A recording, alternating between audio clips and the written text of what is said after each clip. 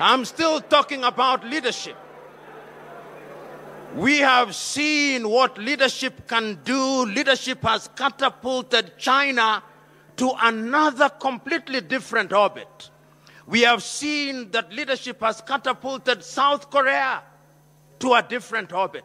We have seen that leadership has catapulted Vietnam, which was bombed to the ground in 1975.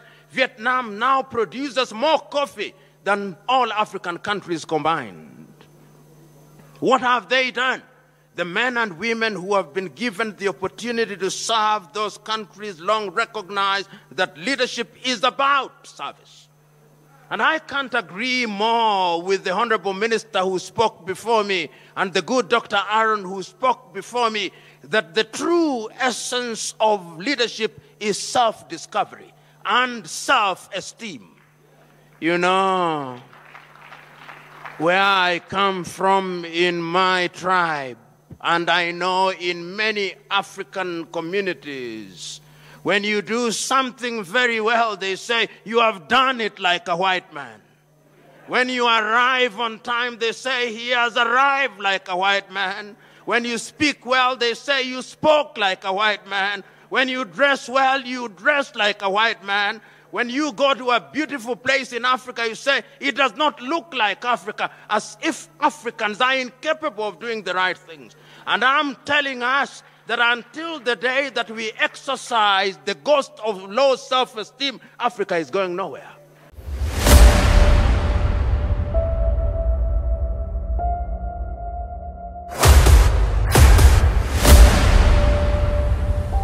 This is the journey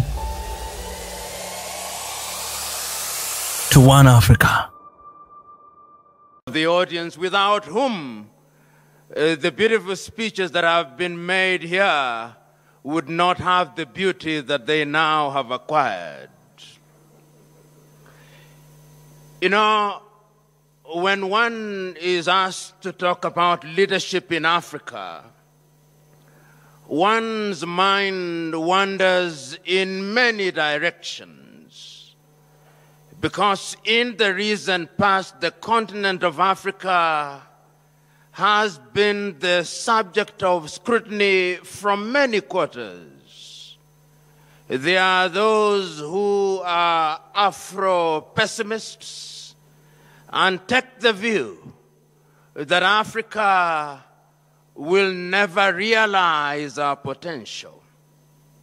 There are those Afro-optimists who take the view that the jury is still out on the success or otherwise of the continent of Africa. I am an Afro-optimist. I take the view that this continent has had a glorious past and that this continent has had her trials and tribulations, but her better days are in the future. There are those who, when talking about Africa, are in the habit of dealing with Africa as if it were one monolithic block. They do not recognize that the beauty of Africa is in her diversity. And indeed, when you care to undertake a geographical survey of Africa, you will be amazed at what the west of Africa offers, what the center of Africa offers, what the south of Africa offers, what the Horn of Africa offers, and what the north of Africa offers. That is the continent that we are talking about today. And we are talking about her because she continues in many ways to punch below her weight. And many are the commentators who take the view that the reason why she continues to punch below her weight is because the men and women who have had the privilege and honor to serve her in different political capacities or leadership capacities have not served her well.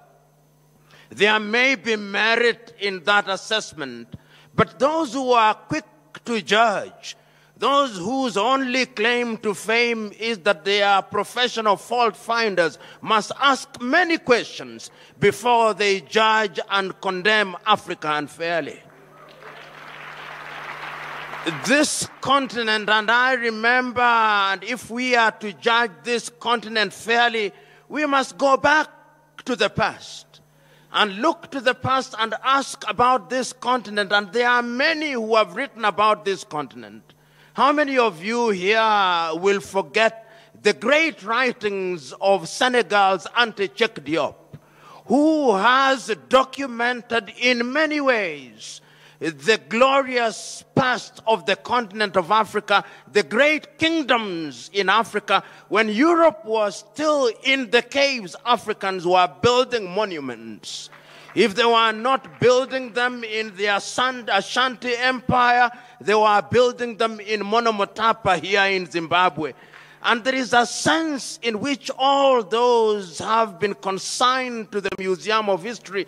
And those who look at Africa see Africa as a scar on the conscience of humanity, not remembering that they were themselves co-authors of Africa's misfortunes.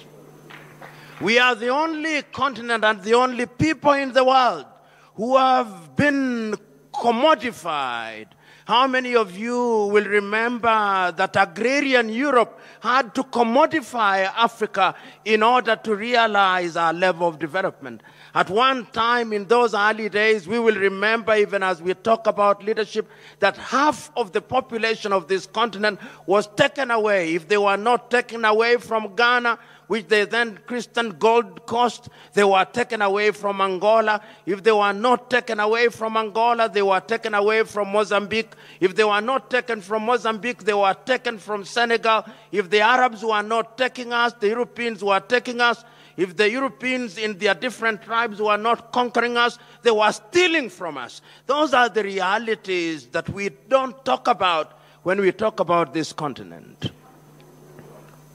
And you know, if one cares to judge the African continent, one must be historically conscious. The oldest African country after we regained our independence from Greater Chief. And the question that we must ask ourselves, why is it that this continent finds ourselves in that space? If it is not Europe summoning us, it is the United States of America summoning us.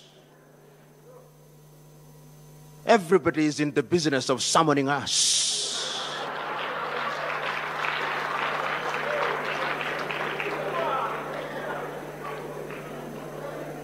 One may ask, what has this to do with leadership? You know, I listened to the Chinese president speaking in eloquent Mandarin, saying how the relationship between Africa and China is a mutually beneficial relationship. He spoke about Africa as if it was one country. He did not remind himself, in my mind, that there are 55 countries in Africa, or 54 if you ask Morocco.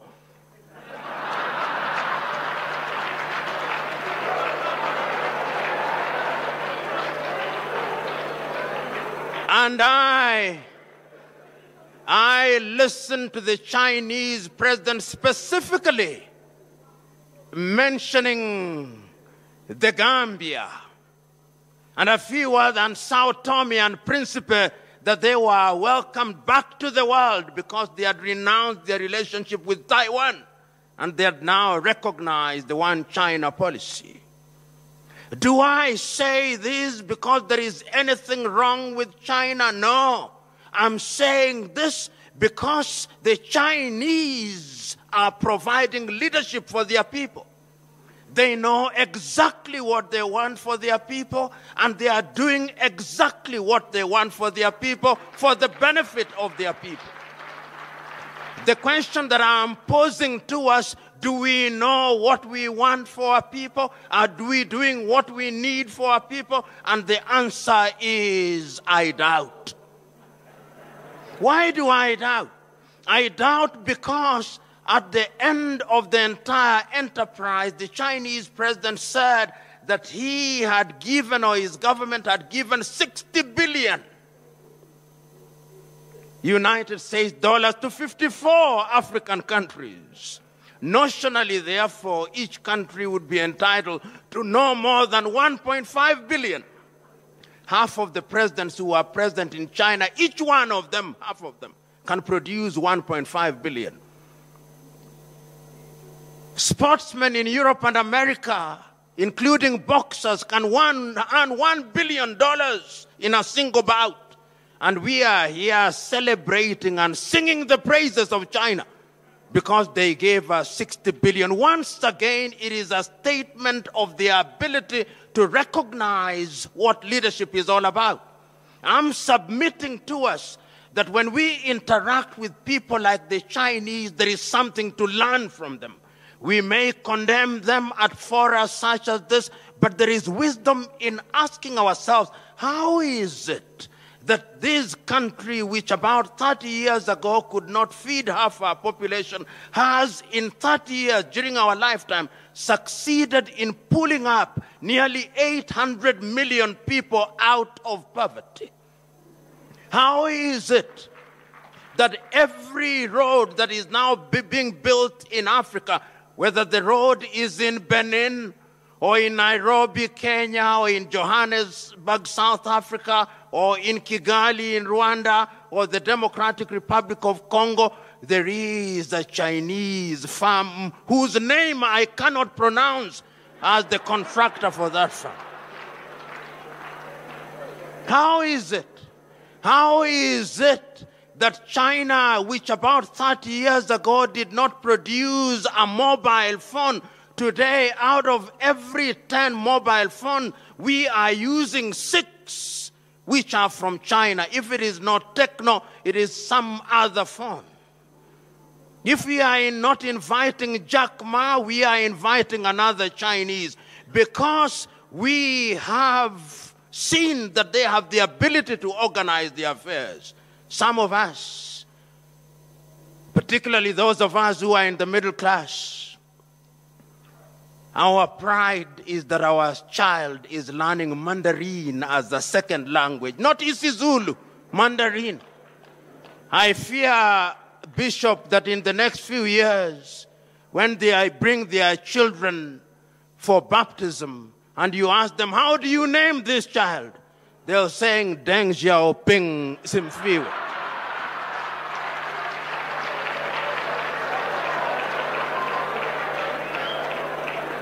I'm still talking about leadership. We have seen what leadership can do. Leadership has catapulted China to another completely different orbit. We have seen that leadership has catapulted South Korea to a different orbit. We have seen that leadership has catapulted Vietnam, which was bombed to the ground in 1975. Vietnam now produces more coffee than all African countries combined. What have they done? The men and women who have been given the opportunity to serve those countries long recognize that leadership is about service. And I can't agree more with the Honorable Minister who spoke before me and the good Dr. Aaron who spoke before me, that the true essence of leadership is self-discovery and self-esteem. You know, where I come from in my tribe, and I know in many African communities, when you do something very well, they say, you have done it like a white man. When you arrive on time, they say, he has arrived like a white man. When you speak well, they say, you spoke like a white man. When you dress well, you dress like a white man. When you go to a beautiful place in Africa, you say, it does not look like Africa, as if Africans are incapable of doing the right things. And I'm telling us that until the day that we exercise the ghost of low self-esteem, Africa is going nowhere. I'm submitting to us that history has demonstrated times without number that personal conquest is the beginning of true leadership. If you don't conquer yourself, you are going nowhere. And I'm submitting to us that Africa must now recognize that whatever institutions you have, until and unless it is populated by men and women who have ideals, those institutions will collapse, never to be put together again. So going forward, ladies and gentlemen, I hold the view that a conference such as this, that brings together men and women who recognize that Africa should occupy her pride of place amongst the Committee of Nations, must be a conference at which we speak to each other honestly. I think we Africans have been too kind to each other for too long. The time has come that we must annoy each other. It is only when we have annoyed you sufficiently that we can canalize that anger, and that anger can then be used to move mountains. And my joy is that Africa is not sleeping. My joy is that Africans are now beginning to wake up to the reality that we have not only the intellectual wherewithal, but that we have the resources to make our countries grow and grow in the proper direction. You know, not so long ago, and not so long ago in this case means about 50 years ago, I read and listened to the leaders of the early days. If you listen to any one of those leaders, the clarity with which they were able to identify the problems of Africa and the clarity with which they were able to prescribe the medicine that could solve the problems of Africa was as titillating as it was as astounding. You know, I listen to the more casual works and I read the casual works of a young leader in the 1980s, such as Thomas Sankara.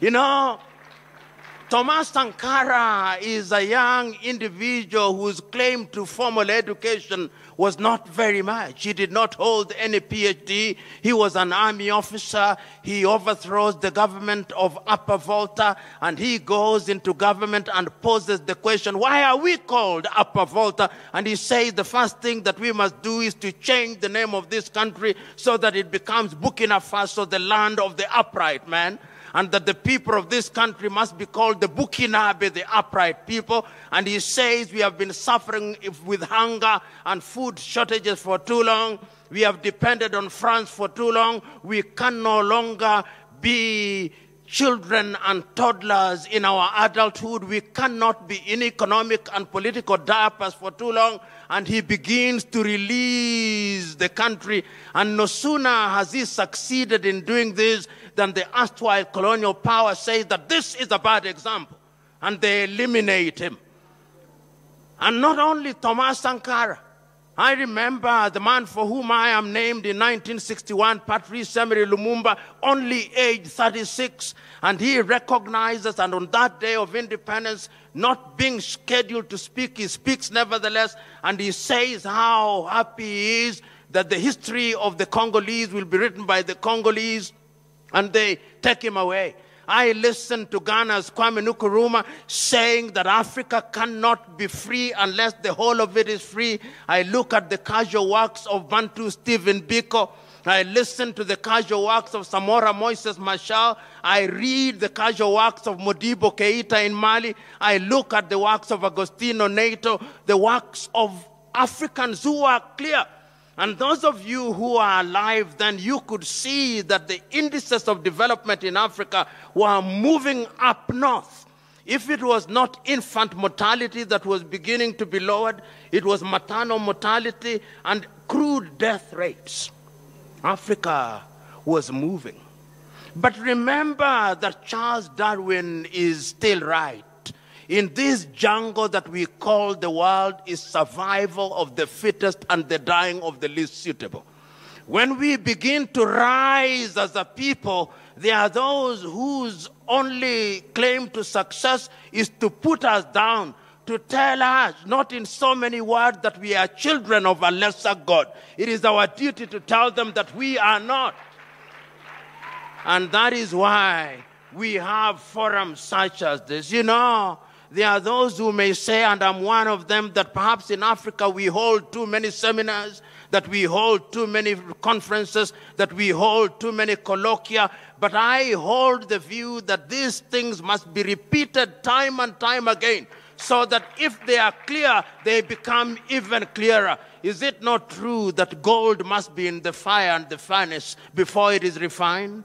Is it not true that Africa has men and women, the 1.2 billion of us, that we have the ability to catapult this continent to a higher level? You know, there was a time that Africa deluded herself, that a leader was one in the nature of Moses, communing directly with God, and that this leader had a rod and staff, and that he would part the Red Sea of disease, and disease would disappear by pronouncement of abracadabra. That this leader would call and summon manna from heaven, and manna would fall. No, that is not leadership. Leadership is all of us, each one of us, in our little villages. The great American Ralph Waldo Emerson was right when he said, when we want the world to be clean, don't complain about the dirt in the world. Sweep your front yard and let your neighbor sweep their front yard. And lo and behold, when we have all swept, the world will be clean.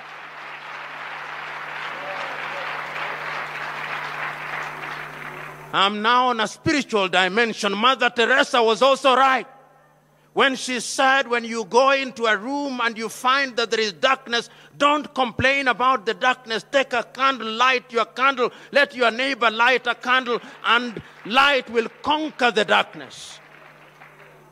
You know, I've been asked to give a concluding keynote address, not to preach and pontificate.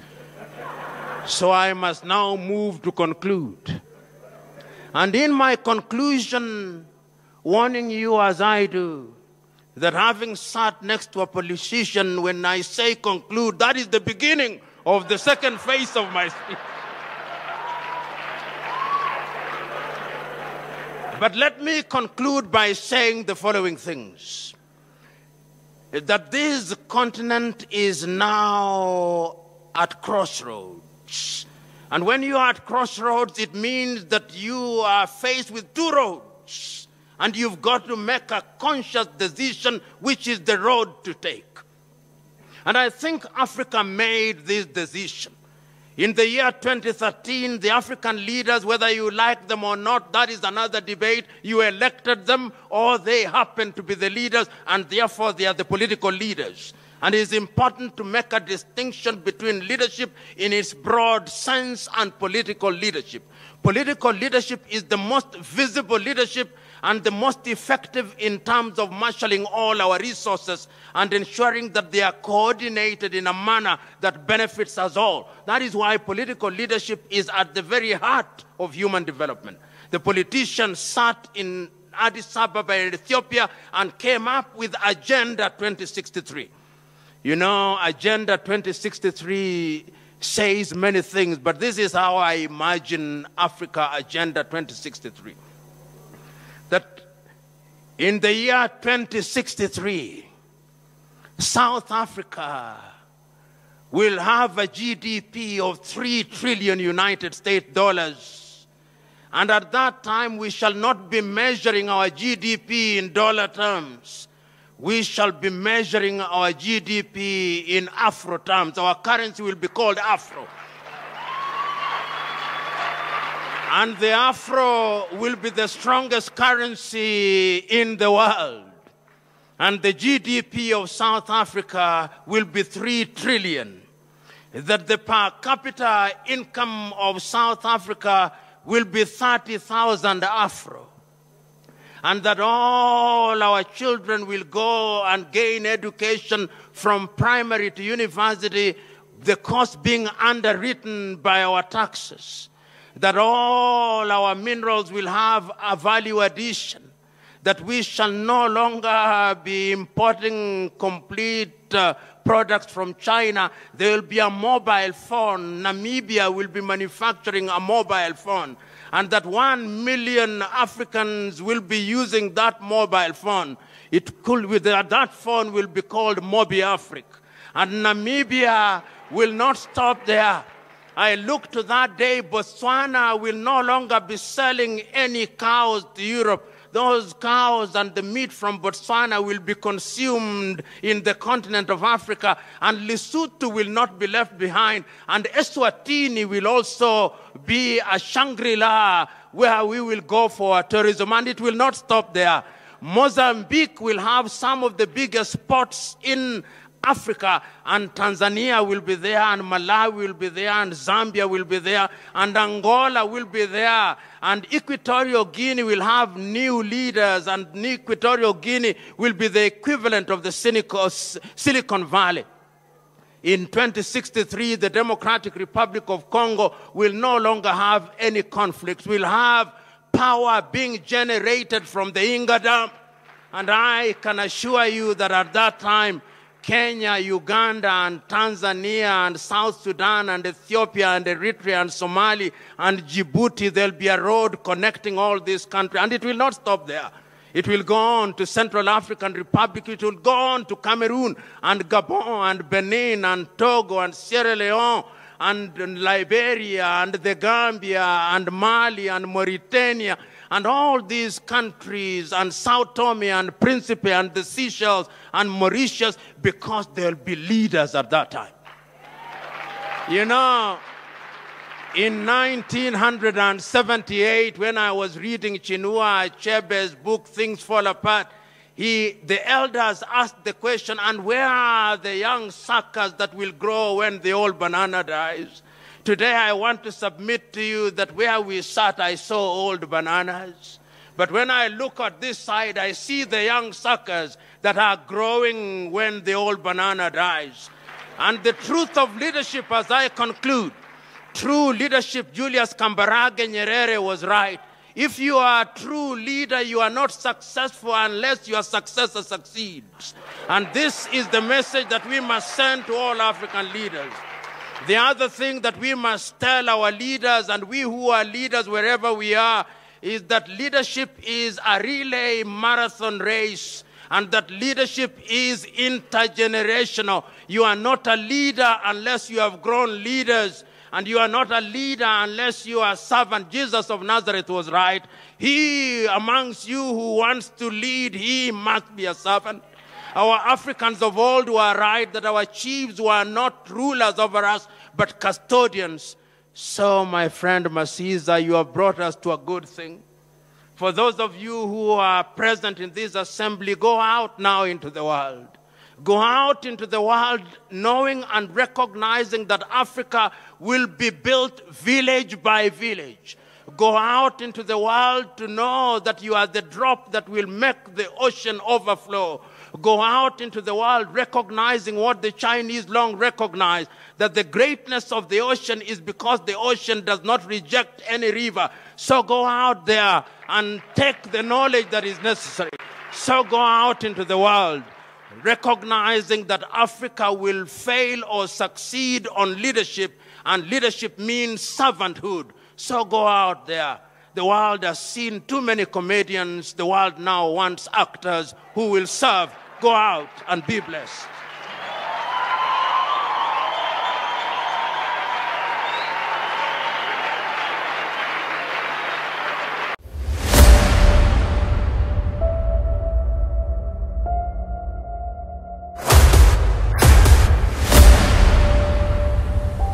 This is the journey